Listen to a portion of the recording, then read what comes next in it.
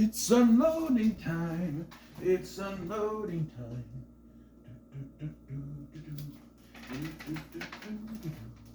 It's unloading time. It's unloading time.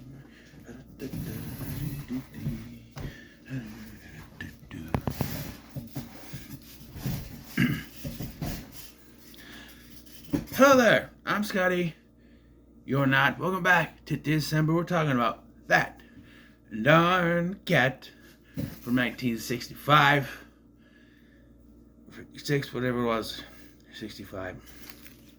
This is a Disney classic. There's no way around it. It's a Disney classic. Those of you may have grown up watching the 1997 Cow Turd that came out with Doug E. Dog and Christina Ricci. Don't watch this one. This is a classic.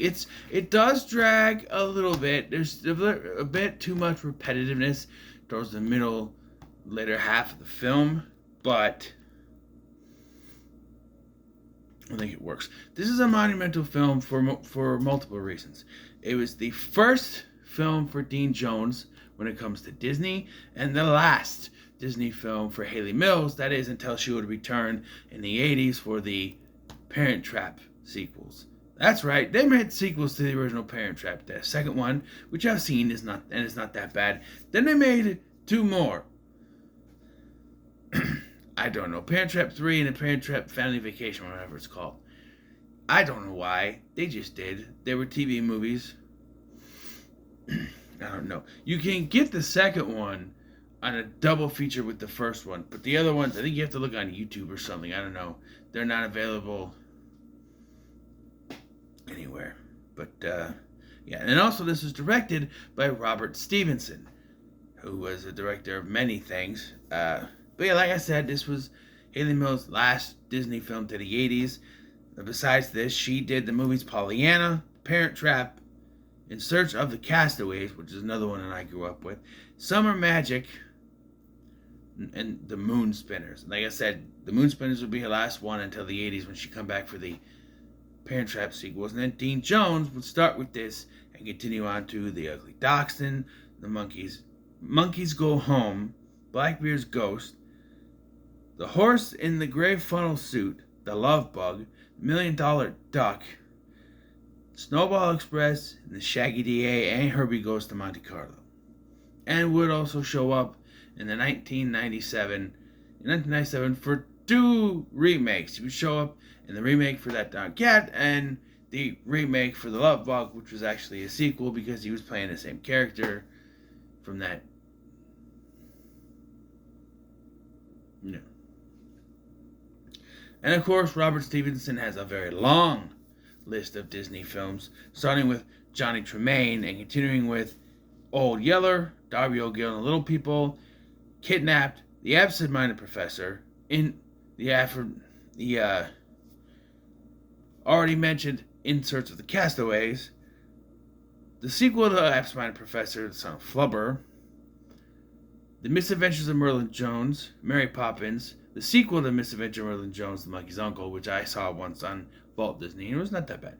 The Gnome Mobile, The Love Bug, Bedknobs and Broomsticks, Herbie Rides Again, The Island on Top of the World, One of Our Dinosaurs is Missing, and The Shaggy DA. So, yeah, a lot of talent here. But that's not even all that's in here.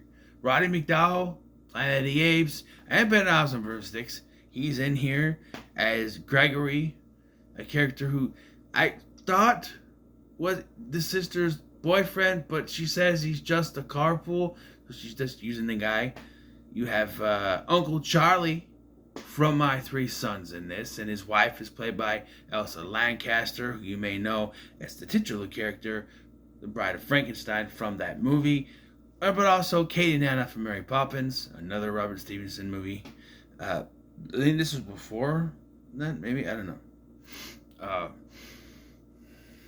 But I'm backwards. I don't know if it was 56 or 65. I don't remember what year it was, but yeah. And of course, another Disney legend, Ed Wynn, who would also be in Mary Poppins and had been And a lot of things, he's also the voice of the Mad Hatter from Alice in Wonderland. So there's some big talent. And beyond the Disney ones, you have Frank Gorshin, the Riddler from the Batman 66 TV series. You have, what's his name? Neville Brand, who'd been in a lot of westerns and would continue his film career after this. And yeah, let's not forget the greatest side character in any Disney movie ever, Canoe. Yes, Canoe. We'll talk about Canoe when we get there, but he is one of the best characters ever, and he doesn't really do anything. He's just a side character, a comedic character, but he is one of the best. So we start with the opening song where we follow the cat with and the song playing, and we learn about a bank robbery that happened. These two bank robbers, it's Frank Gorshin, Neville Brand. They robbed a bank and they took one of the tellers, Miss Miller. Why did they take one of the tellers? That's my biggest issue with this, is why did they take her when the ultimate solution for her is that they're going to shoot her.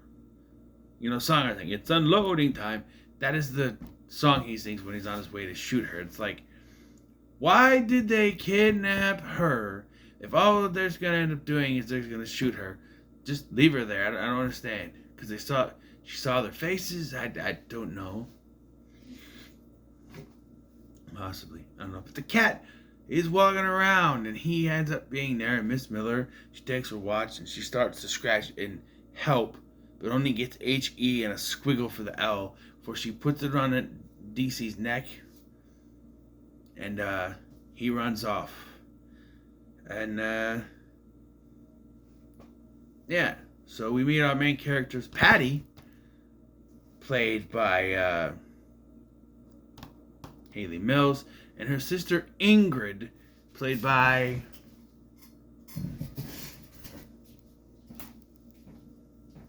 Dorothy Provine.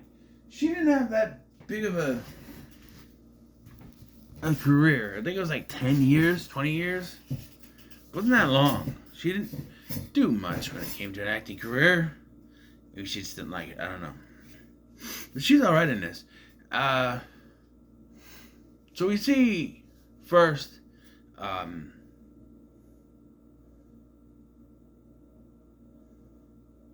Patty.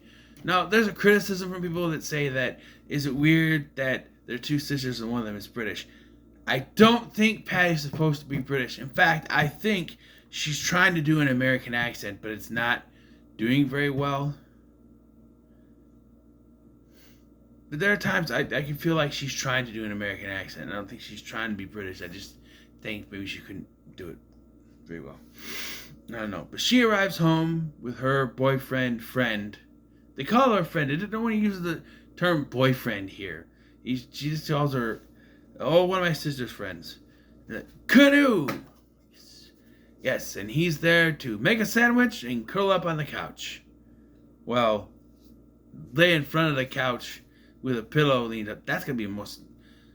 It's a little square pillow that he leans on the couch, the front of the couch, and he lays on it on the floor with his neck. That's not comfortable. And he's laying there. I got to take the disc out. He's laying there eating the sandwich, and he's feeding the cat, feeding DC the sandwich as well. And it's just like, and like he sees the watch, and his response is, "Oh, that reminds me. 11:30. That reminds me. I gotta go to bed." And so he leaves. I thought he crashed on the couch, but he gets up and he leaves and he goes. Yeah, and as he leaves, that's when Ingrid and her boy toy Gregory, played by Roddy McDowall, show up. I think he's trying to do an American accent too, but there's still a little British in it. But he's, refined. And there's a running gag where Canoe keeps hitting the car. Canoe is in front of Gregory's car. There's nothing in front of his, but he still backs up to drive out of the front of the thing. Just drive forward. You need to back up. Then he drives off. And so Gregory invites Ingrid to a dinner with his mother, a duck dinner. And I like this. I'm watching this. The cat is standing there listening to this whole conversation. Oh, we got this best duck. We hang it out to dry so that it gets nice and crispy when you cook it. He's listening to this whole thing and then immediately leaves, goes there, and grabs the duck.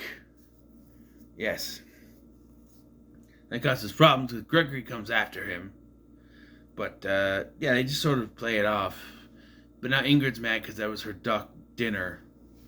You know. And then Patty notices the watch and thinks it says help. So she goes to the FBI to get help. And that's where we meet Zeke Kelso, played by Dean Jones. And let me tell you something. For a character like this, it takes an actor that's willing to do not just the acting stuff, but the physical stuff. You gotta constantly pretend to sneeze all the time. And then he falls down a few times, and that, you know,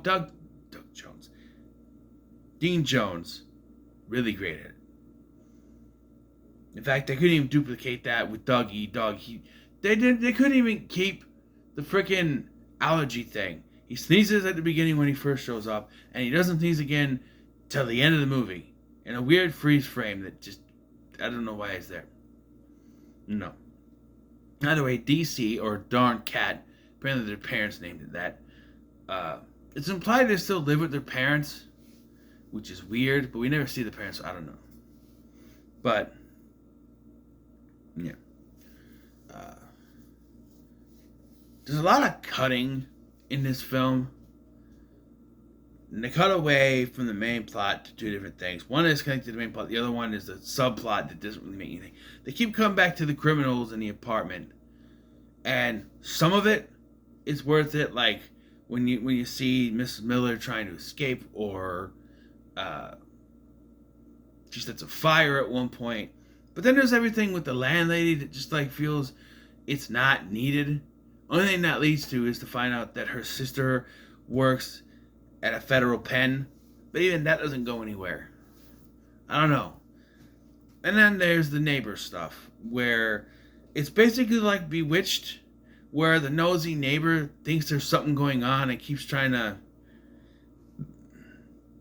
exactly Bewitched. Keeps trying to prove there's something going on, but the husband just ignores her. It's funny because he's got a hearing aid, so he just takes the hearing aid. I am turning myself off. I can't hear what you're saying. But, yeah, and he's great. Now, at one point, he's had so much enough of this, she says she's going to try to follow, when it's at the final part where they're trying to follow DC for the last time to this, the criminals, it's the last night, and she decides she's going to go follow too. So he calls the cops and says there is a prowler out there dressed as a woman. And so she gets arrested, and all it leads to is at the end, she comes in and she's like, you might as well stay there because I'm going to get arrested again for murdering a man. And she runs in and he runs out the back door. Yeah. And again, another thing is another cutback they keep doing is they do this 3-4 times in the movie. I think it's like 2 or 3 times, but where they're following DC. One with all the FBI agents, and a couple times with Kelso, eventually leading to him finding the criminals. But it's so repetitive. It's so repetitive, just following him around. There's one time where it's like, I think you take one of the times out. The first time Kelso does it on his own, or no, the time that Kelso does it with the other FBI agents. All it does is DC gets scared and leads them back to Patty's house. That they don't realize it's Patty's house, but that's the house they came from. The excuse is, oh, I doubled back, I got turned around. Okay. But like, that makes that whole night pointless. Right? There's also when it's Zeke's time to go on his own, there's like this whole thing where Patty wants to prove that they can track DC, so she puts Ingrid in the closet, and then Canoe shows up, and Kelso tells her to go with Canoe, otherwise he's going to get suspicious, so she leaves, but doesn't tell him about Ingrid, and then he thinks the cat's talking to him. They realize it's not him, then they can't get the door, but DC starts to leave, so he's going to leave her, and she starts screaming, which of course triggers the neighbor lady. That's a woman screaming. Yeah, you're about to hear another one.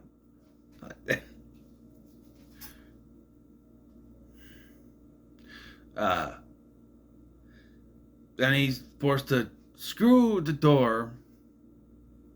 That is, unscrew because you have the, this, the hinges. He unscrews the hinges. I have 3 on my door. Unscrews the hinges, and then she falls on with the door, and he slides out, and he goes after the cat. Yeah. There's just a lot of filler, really, and there's a point where Kelso is going to be dropped from the case because they can't prove anything. So Patty has to go to the jewelry store where the watch was purchased, try to convince Ed Wynn to call, but he won't. So she calls, faking a German accent, pretending to be his niece, saying that she sold the watch to Mrs. Miller. And then they have to call back to Mr. Hofstetter, that's Ed Wynn, to confirm it. And it's Ed Wynn, so he's like, yes, of course. That was us. Yep, we sold it. We sold it to Miss Miller. He's very nice. He's shaking. Yes, that was us. Yes. I have an Ed Wynn impression. Have sympathy. That's also empathy.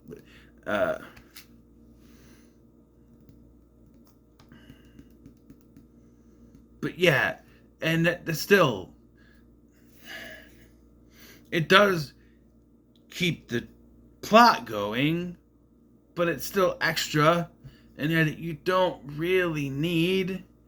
And all that really comes to is that there's a gag where they ask, where Ingrid's like, I thought you were going to drop it. And then Patty starts telling her, and the head detective guy's like, how did you know that? Like, well, I'm friends with him. His niece. I'm friends with his niece. And then it just sort of gets dropped. Eventually, they do find the criminals. I do like Frank Gorshin because, when this shit hits the fan, he just wants to get the money. And, so Kelso comes in and pretends to be the guy trying to find his cat. The problem with that is they have found the bug that's in DC's car. So they know something's up. And he says he's trying to find a cat. We live upstairs to the front, and the cat doesn't like him. So he's like, oh, it's my wife's cat. We don't really get along. And then she overhears this, knocks on the door, and goes for the cat. But they're like, oh, you're kind of young, aren't you? And where's your wedding ring? And I'm just like, you do realize that married people don't always wear their wedding rings, right? This was the 1960s, so maybe it was a thing then. But I don't know. There's a lot of people that don't wear their wedding rings because it's uncomfortable. I can tell you right now, if I was married, I wouldn't be able to wear my wedding ring. I'm a janitor, and it would be impractical for me to wear it at work. But also, I don't like things on my finger. I couldn't even wear it as a necklace, to be honest with you, because I don't like things around my neck. So I used to do that, though. I had my class ring around a necklace, and I'd wear it a little bit, but that thing was too fucking big for my finger. Or was it too small? I think it was too small. I'd put on my pinky is what it was. It was too small. I put it on my pinky, but I would put it on, and then I get the net. This is it was like a chain for a dog tag chain. Those I think I can wear, but you put the class ring on there, it's heavy as hell. Maybe I could do my wedding ring on there, I don't know, but I would not be able to wear it on my finger. Much like my class ring, I'd probably lose it. I'd have to put it somewhere safe. I need to get it safe. I don't know. But I'm just saying that everyone wears wedding rings, but that's their big, how they know that they're not actually married. But then, yeah, they start to struggle with the gun, and Frank Gorsh is like, I got here with the money. And then Patty tackles him, and the money goes everywhere. He eventually gets, He tries to run out the back, trips over DC, and falls down the stairs with the money. Money flies over, and I like this gag. He's like, my money, my money. And they handcuff him. Oh, my money, my money. Oh. Yeah, and so DC's heralded as a hero. And, oh, by the way, during this final part, there's so much going on with this. Kelso was following DC. Canoe was following him. And the neighbor lady is also following them. She gets arrested. Canoe, at one point, falls into a pool. That's one of the gags. He jumps over the fence, but lands on the diving board and falls into the pool. Splashed into the pool. And then he tries to hide in front of the garage door. But it's opened, and he gets stuck inside the garage door. I like how the water pours out. And that's where he stays all night. To the point that when he shows up the next day, he has to look like he can't look straight at her because he's got a crick in his neck. I've had cricks in my necks where it's hard to turn. I've had it where it's hard to my head up. It's not that you can't move it, it's that it hurts when you try to put it up. And so it's hard to do that. So if he tries to, it hurts. So he can't really move it. Eventually he will be able to. But yeah. Oh, I want to call another great Canoe scene. There's a couple of great ones. But he comes in when Kelso tells her to go on a date. She comes out. She goes, okay, let's go. He goes, wait a minute. I want to go on and make myself a sandwich. I'm like, this dude, you're going to a movie. You can't bring outside food to a movie. A surf movie because it's the 60s. But yeah, if he wants to make a sandwich, he'd eat it on the way there, I guess. But he wants to make a sandwich. And then at one point, the time before that, she's pretending to be sick. She's like, oh, I feel so weak. And he's like, if you're so weak, how come I can't open the door? It's just little things like that. He's one of the best characters. And people will say, oh, he's annoying, but I love him. I love Canoe. He's funny as hell. I wish there was more. I also laughed because he's in some bushes trying to hide, but he's smoking his pipe. So the smoke keeps popping out of the bushes, and I'm just like, how is he hiding? How is that hiding? In his pipe, he does lose the pipe when he falls in the pool. You don't really see it again, but yeah, I want to point this out. They're at the movies, and he's smoking his pipe, and she's like, does the smoking bother you? She goes, no, I love the smell of pipe tobacco. It's just the smell of matches that gets me. And I'm like, okay. I don't like the smell of matches either. Pipe tobacco, it's kind of in the middle because a lot of people use that to roll cigarettes nowadays. My folks do that.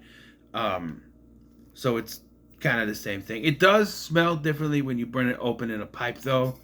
When it comes to the smell of stuff that you smoke, nothing is worse than cigars. Well, pot. That's skunky, but I'm talking about tobacco-based products. Cigars are one of the worst things. They smell so bad, and it's worse than cigarettes when the smell gets on your clothes because it sits with it.